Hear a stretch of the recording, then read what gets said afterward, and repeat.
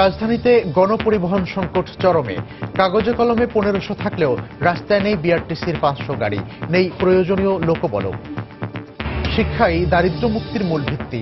বিনামূল্যের পাঠ্যপুস্তক বিতরণ কর্মসূচির উদ্বোধনে প্রধানমন্ত্রী।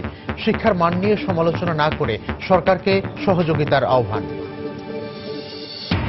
বছরের প্রথম দিন পাঠ্যপুস্তক উৎসবের সব প্রস্তুতি শেষ। উপজেলা পর্যায়েও পৌঁছে গেছে নতুন বই। অনিয়মের প্রশ্নে সজাগ এনসিটিবি। খুলনার দোলখোলায় আওয়ামী লীগ নেতাকে হত্যা চেষ্টার সময় এক নারী পথচারী গুলিবিদ্ধ হয়ে নিহত, এলাকায় বিক্ষোভ। হাজারীবাগ থেকে সাভারে চামড়া শিল্প সরানোর আলটিমেটামের শেষ দিন আজ। এখনো স্থানান্তর হয়নি অর্ধেকের বেশি কারখানা।